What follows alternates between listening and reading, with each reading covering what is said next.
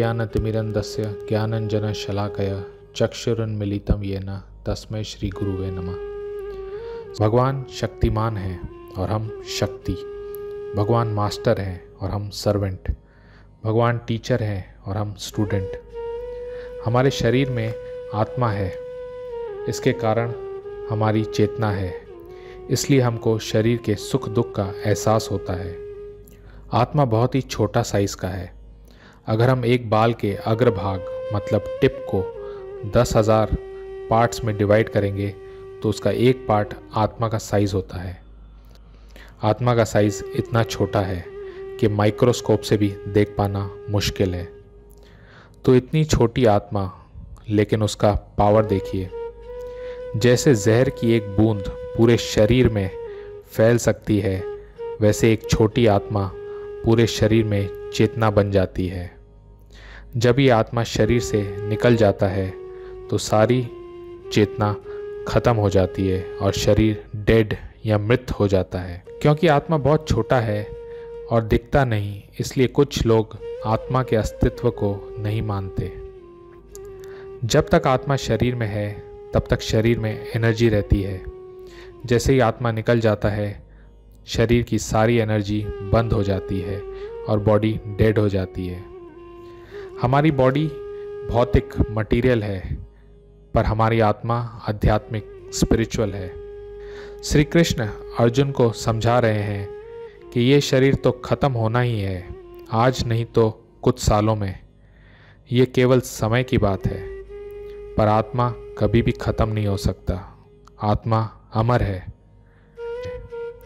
न जयते म्रियते वा कदाचिन, नायम भूत्वा भवित्वा वा न भूया, अजो नित्यो शाश्वतो यम पुरानो, न हन्यते हन्यमाने शरीरे। आत्मा के लिए किसी भी काल में न तो जन्म है न मृत्यु। वह न तो कभी जन्मा है न जन्म लेता है और न जन्म लेगा। वो अजन्मा, नित्य, शाश्वत तथा पुरातन है। शरीर मारे जाने पर वो मारा नहीं जाता। जिसका जन्म होता है उसकी मृत्यु होती है। आत्मा का न जन्म होता है और न मृत्यु। आत्मा का कोई चेंज नहीं होता, पर शरीर के 6 चेंजेस होते हैं।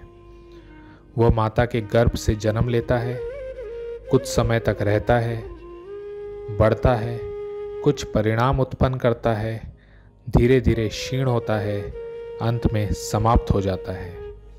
फिर हम दूसरा शरीर लेते हैं। हमारा शरीर बदलना ऐसा है जैसे कोई ड्राइवर गाड़ियाँ बदल सकता है।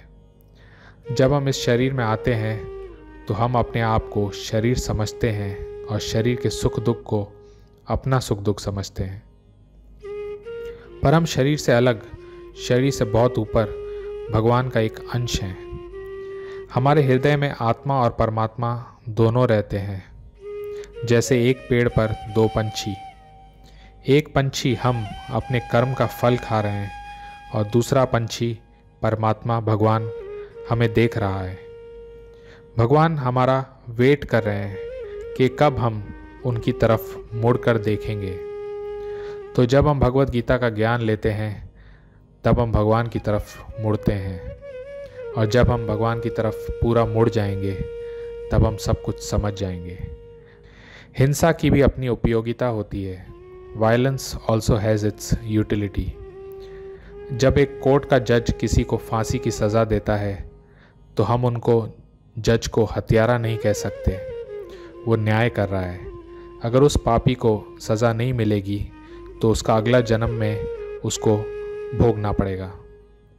अभी उसे मृत्यु दंड मिल गया है, अगला जीवन वो निर्दोष रहेगा। अगले जीवन में वो अपनी लाइफ को परफेक्ट कर सकेगा।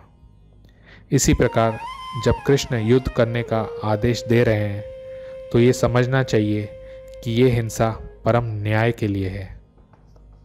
जब एक सर्जन डॉक्टर एक छुरी लेकर एक पेशेंट को काटता है तो वह उसे मारने के लिए नहीं पर बचाने के लिए ऑपरेशन करता है।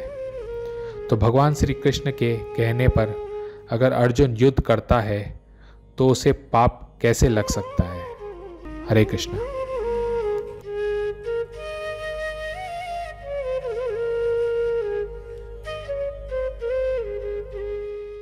ऐसे ही और भक्तिमय कार्यक्रमों के लिए देखिए हरे कृष्णा टेलीविजन। इसे प्राप्त करने के लिए आप अपने केबल अथवा DTH ऑपरेटर से संपर्क करें तथा और अधिक जानकारी के लिए आज ही डायल करें 8767 845 845।